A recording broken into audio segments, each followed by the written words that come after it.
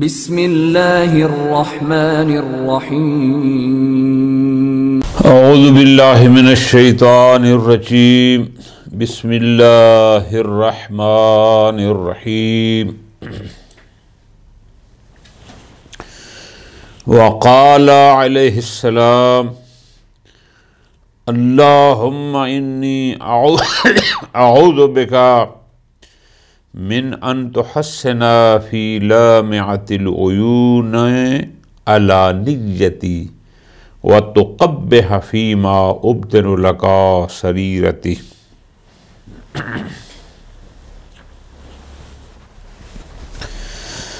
اس فرمان مبارک میں امیر المومنین علیہ الصلاۃ والسلام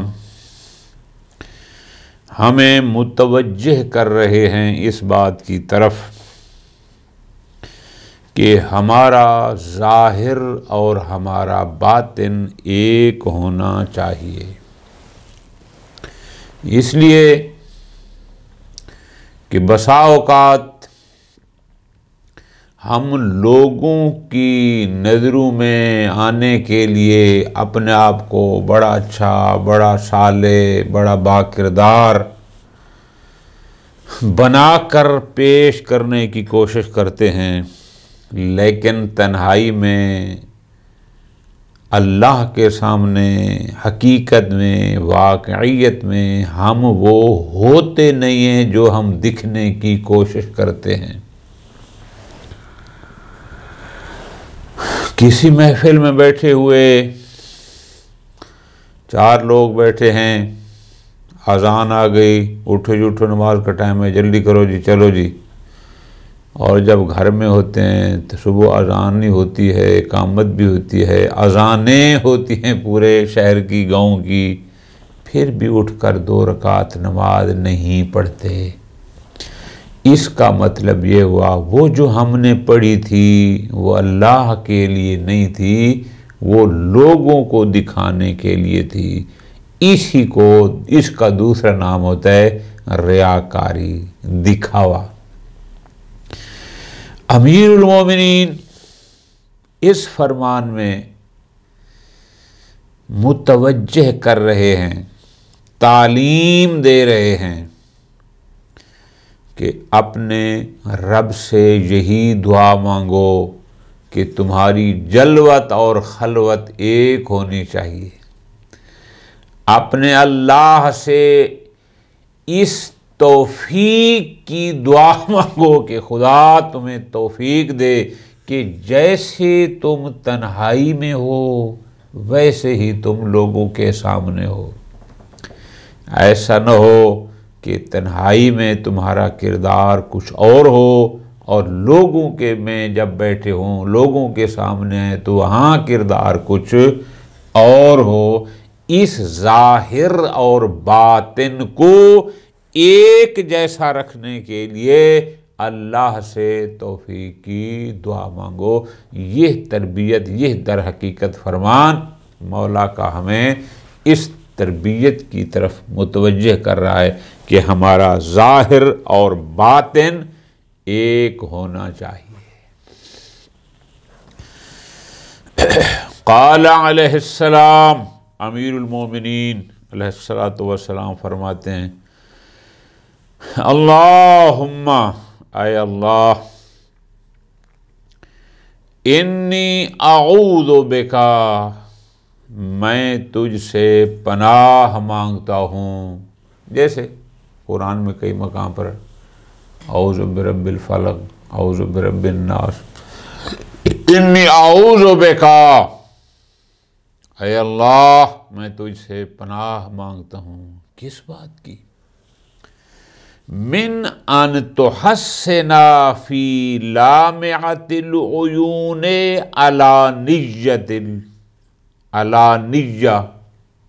علانیہ کہتے ہیں ظاہر کو، لامعۃ العیون یہ ہماری عربی میں لامعہ اصل میں عیون کی صفت ہے، اصل ہے العیون اللامعہ، لیکن اس کو اضافہ صفت الی الموصوف کیا گیا ہے۔ خوب، آئے اللہ میں تجھ سے پناہ مانگتا ہوں کس بات کی کہ انت حسنا فی لامعۃ العیون علانیتی یعنی میرا ظاہر، کہ لوگوں کی نظروں میں میرا ظاہر اچھا ہو،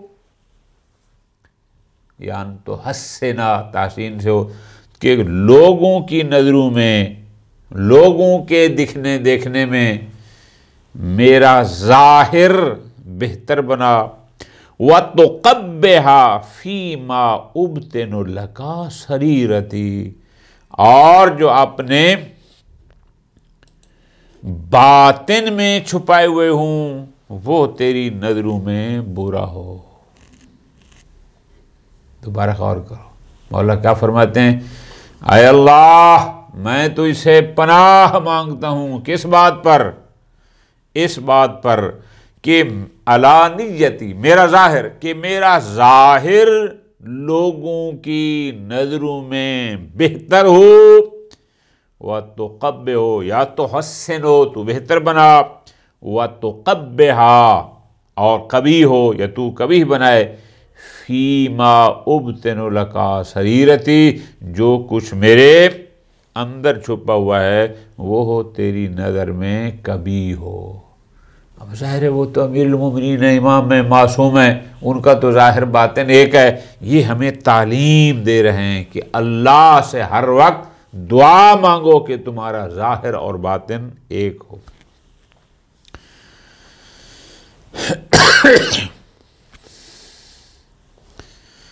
محافظاً علی ریاء الناس من نفسی بجمیع ما انت مطلع علیہ منی۔ اللہ اکبر۔ محافظاً یہ عربی میں کہتے ہیں حال ہے، در حالانکہ میں لوگوں کے دکھاوے کے لیے اپنے نفس کی ان چیزوں سے نگہداشت کروں جن پر تو آگاہ ہے۔ کیا مطلب؟ محافظاً میں حفاظت، در حالانکہ میں حفاظت کرنے والا ہوں کس بات پر؟ علی ریاء الناس من نفسی، اپنے نفس سے، اپنی ذات سے لوگوں کی اور دکھاوے کے لیے کہ لوگ دیکھیں، اس سے میں اپنے آپ کی پر حفاظت کرنے والا ہوں۔ کیسے؟ بے جمیع ما، ہر اس چیز سے، انت مطلع علیہ منی، کہ جس کے بارے میں تو مجھ سے اطلاع رکھتا ہے، یعنی میری جس غلطی کوتاہی سے تو مطلع ہے، میں 2 نمبر طریقے سے ان کو بہتر لوگوں کے سامنے دکھاوے سے حفاظت کروں۔ مراد کیا ہے؟ کہ میں لوگوں کو وہ نہ دکھاؤں جس کو تو جانتا ہے، کہ لوگوں کے دکھانے کے لیے میں کروں جبکہ تمہیں تو پتہ ہے کہ وہ چیز میرے اندر نہیں ہے۔ وہ کیسے؟ کہ جس کو تو جانتا ہے میں اس کو لوگوں کے دکھانے سے اوپر حفاظت کروں۔ فرماتے ہیں فَأُبْدِي لِلنَّاسِ، میں اس چیز سے بچوں۔ کیا؟ فَأُبْدِيَ لِلنَّاسِ، ابدیا بدا کہتے ہیں ظاہر کونا، فَأُبْدِيَ لِلنَّاسِ حسن ظاہری، کہ میں لوگوں کے لیے اپنے حسن ظاہر، اپنے حسن کو، ظاہری حسن کو ظاہر کروں، اس کی نمائش کروں، لوگوں کے سامنے میں اپنے آپ کا حسن، اپنی نیکی، اپنا تقوی، اپنی پرہیزگاری، اس کو ظاہر کروں۔ وَأُفْضِيَ إِلَيْكَ بِسُوءِ عَمَلِي، وَأُفْضِيَ إِلَيْكَ، اور تجھ تک پہنچوں۔ کیسے؟ بسوء عملی، اپنے برے اعمال کے ساتھ۔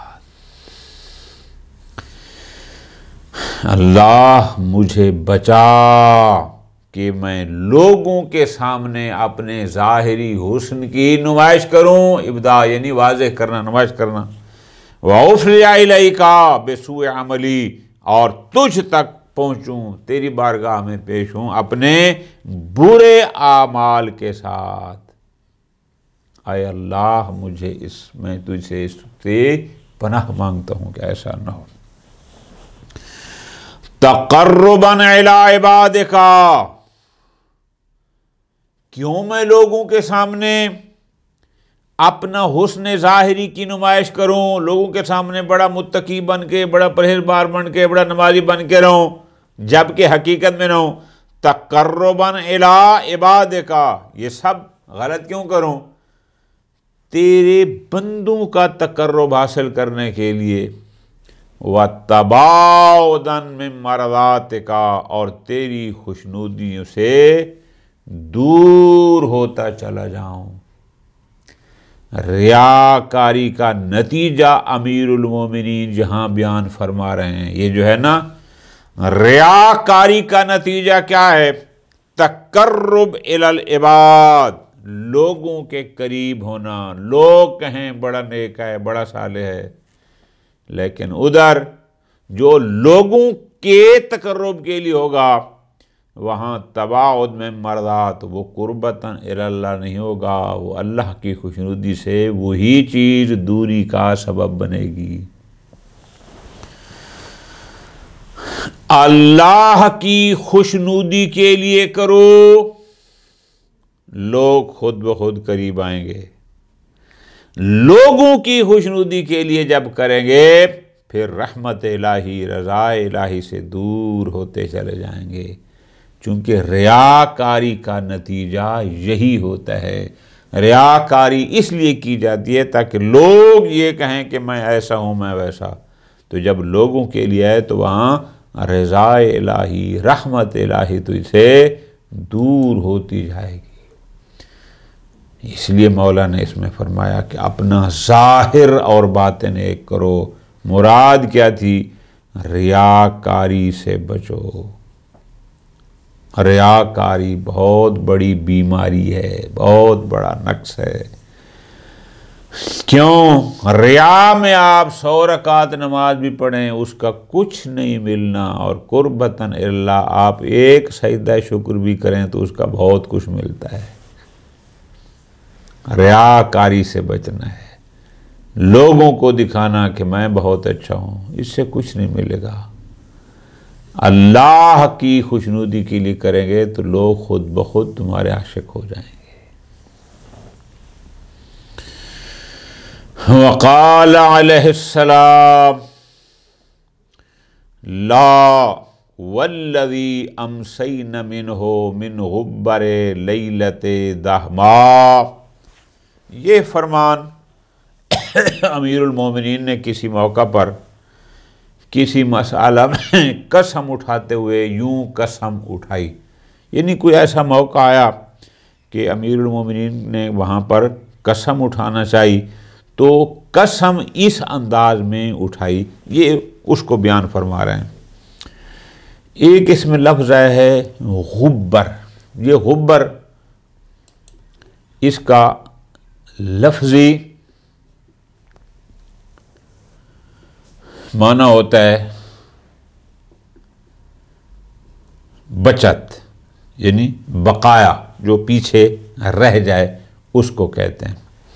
ایک لفظ آیا ہے لیلتن دہما، دہما کہتے ہیں وہ سخت اندھیرا، جس کو آپ اردو میں کہتے ہیں نا گھٹا ٹوپ اندھیرا، سخت تاریک سیاہ رات۔ ایک لفظ اس میں آیا ہے مشکل تقشرو، التقشر، اس کا لفظی اور لغوی معنی ہوتا ہے ایسا ہنسنا کہ آپ کے دانت نظر آ جائیں، لیکن یہاں پر وہ ہنسنے کے معنی میں نہیں ہے، یہاں مولا نے اس کو ظاہر ہونے کے معنی میں، یعنی صبح کے معنی میں استعمال کیا۔ ان یومن اغر، یہاں اغر بمعنی ابیض کے ہے، سفید۔ ابھی ترجمہ کرتے ہیں، کلیئر ہو جائے گا۔ فرماتے ہیں یہ جیسے میں نے گزارش کی کہ یہ کسی موقع پر کوئی قسم اٹھائی مولا نے، اور یہ اس قسم کے جو الفاظ ہیں ان کو سید رضی رحمۃ اللہ علیہ نے نقل کیا۔ مولا فرماتے ہیں لا، نہ ایسا نہیں، آج قسم اٹھائی، والذی امسینا منہ فی غبر لیلۃ داہما، اس ذات کی قسم جس کی بدولت ہم نے ایسی شب تار کے باقی ماندہ حصے کو بسر کیا، والذی یعنی اس ذات کی قسم، امسینا ہم نے رات گزاری اس کی، من ہو یعنی اس کی بدولت، فی غبر لیلۃ داہما سخت تاریک رات کا بقایا حصہ جس کی بدولت گزارا، تکشرو عن یوم اغر، تکشرو کہ جو عن یوم اغر یعنی واضح ابیض، مراد کیا کہ جس کے جھٹتے ہی روز درخشاں ظاہر ہوگا، یعنی کیا مطلب، تکشرو عن یوم اغر، یوم اغر یوم ابیض، مراد کیا، روز درخشاں کہ ظاہر ہے کہ جو ہی وہ رات گزرتی ہے اور صبح ہوتی ہے، تو جیسے میں نے کہا نا تکشر کا لفظی معنی تھا ایسا ہنسنا کہ دانت نظر آ جائیں، تو یہ بھی ایسے گزرتی ہے کہ ظاہر جب صبح ہوتی ہے تو اس وقت ایک ابیض، ایک واضح روز درخشاں اس میں ظاہر ہو جاتا ہے۔ یہ قسم اٹھا کر ما کان قضا و قضا، یہ مسئلہ یا یہ بات ایسے ایسے نہیں تھی، وہ کیا تھی اللہ بہتر جانتا ہے۔ بہرحال یہاں انہوں نے ذکر نہیں فرمائی، یہ فقط ایک قسم کا مورد ذکر کیا۔ وقال علیہ السلام، امیر المومنین علیہ السلام فرماتے ہیں، قلیل تدوم علیہ ارجا من کثیر مملول من۔ اس فرمان مبارک میں امیر المومنین ہمیں درس دے رہے ہیں کہ آیا فائدہ مند عمل وہ ہوتا ہے جو مقدار کے لحاظ سے زیادہ ہو، یا وہ ہوتا ہے کہ جو مقدار کے لحاظ سے تھوڑا ہو لیکن مسلسل ہو۔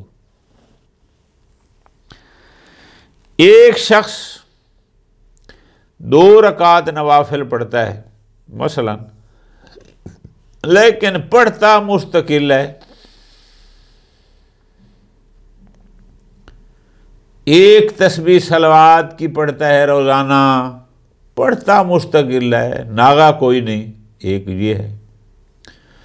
ایک وہ ہے جو ایک دن مسجد میں بیٹھے یا گھر میں بیٹھے تو 50 رکعت 100 رکعت پڑھ دے، پھر پورا ہفتہ 2 رکعتیں بھی نہ پڑھے۔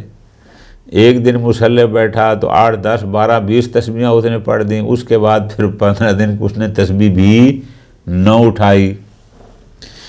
امیر المومنین اس میں فرماتے ہیں قلیل، وہ تھوڑا عمل، تدوم علیہ جس پر تو پابند رہے، ارجا زیادہ فائدہ مند ہے، من کثیر اس زیادہ عمل سے، مملول من ہو جس سے تیرا دل اکتا جائے، مملول یعنی جو تیرے لیے باعث مشقت اکجا جائے، تنگ دلی سے۔ 2 رکعت پڑھ، خلوص سے پڑھ، خوش ہو کے پڑھ، قربتاً اللہ پڑھ، اس کا زیادہ فائدہ ہے بنسبت اس کے کہ تو پڑھے تو 20 رکعتیں لیکن تھک کے انداز میں، دل تنگ ہو کر اور اکتا کر نہ۔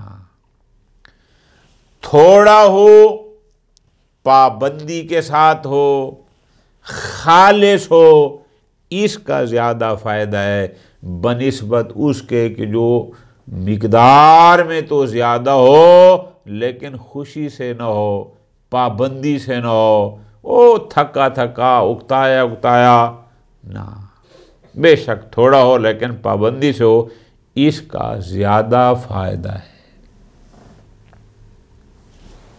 لیکن ہو پابندی سے،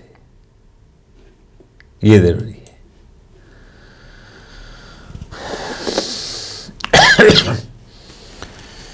وقال علیہ السلام اذا اضرت النوافل بالفرائض فرفضوها،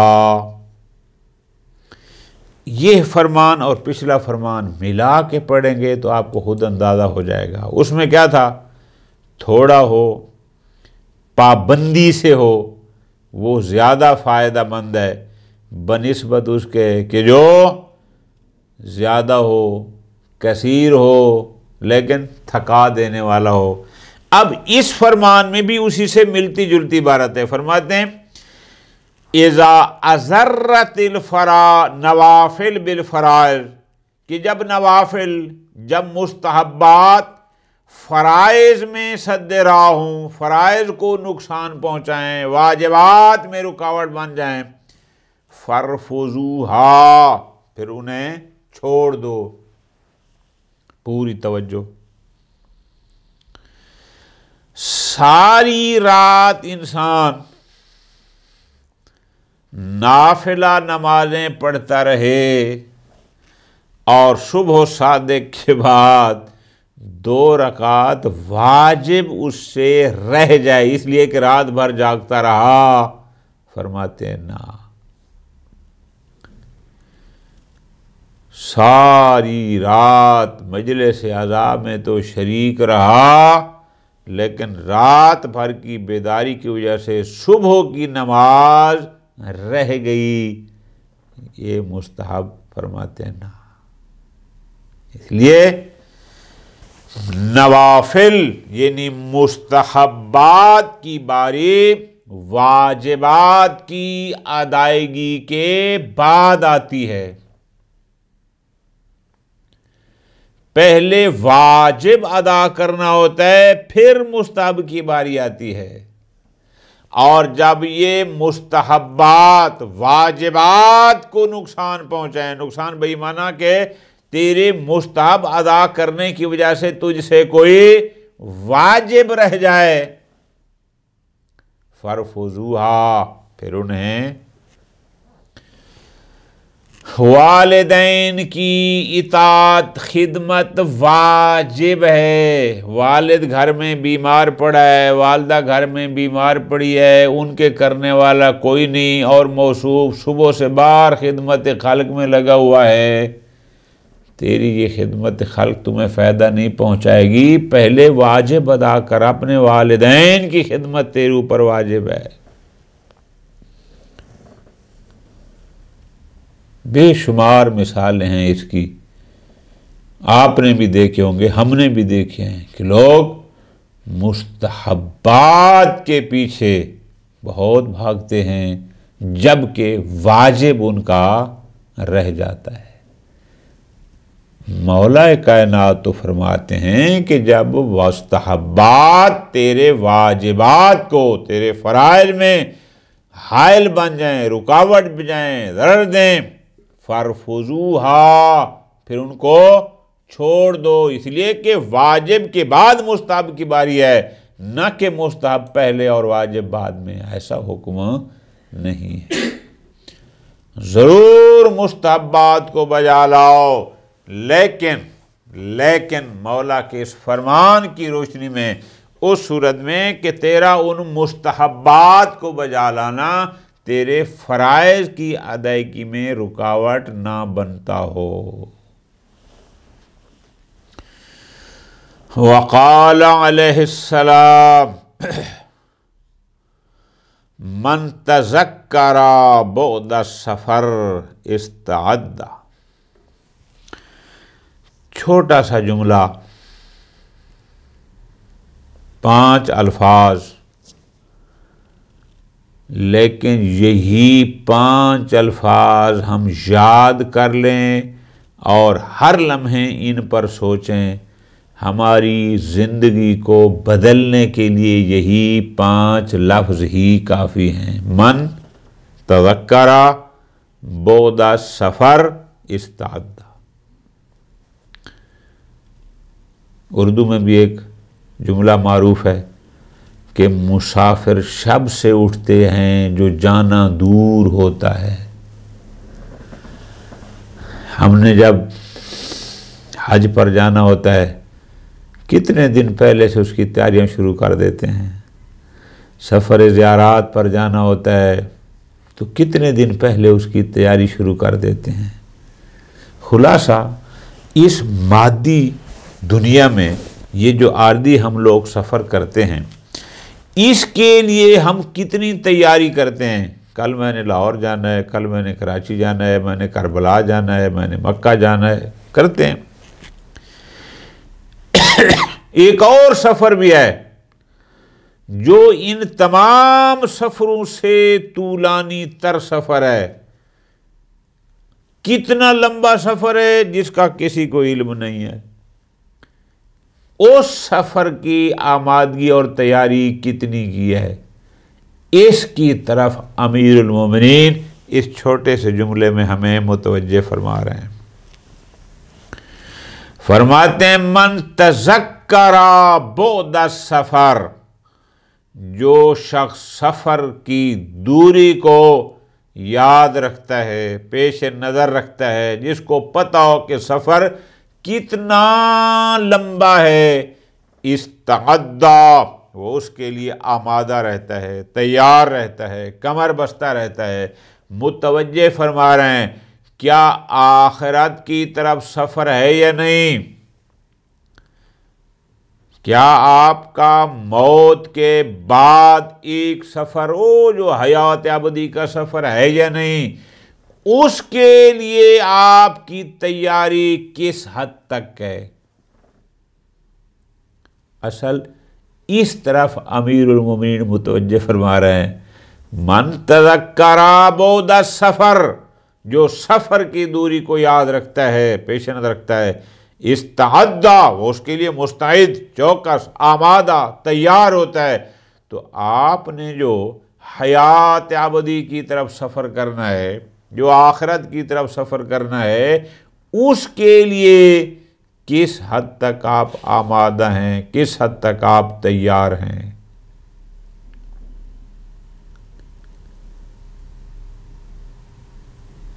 اسی لیے میں نے اردو کا جملہ کہ مسافر شب سے اٹھتے ہیں جو جانا دور ہوتا ہے۔ جب ہمارا عقیدہ ہے آخرت پر، قیامت تک حساب و کتاب پر، جب ہمارا عقیدہ ہے ایک حیات ابدی پر، تو جب ہمیں اس سفر کی طولانیت کا اندازہ ہے تو اس کے لیے ہم کس حد تک مستعد ہیں، اس کے لیے ہم کس حد تک آمادہ ہیں۔ اللہ تبارک و تعالی ہمیں اس حیات ابدی کے لیے آمادگی کی توفیق عطا فرمائے۔ وصلی اللہ علی محمد وآل محمد۔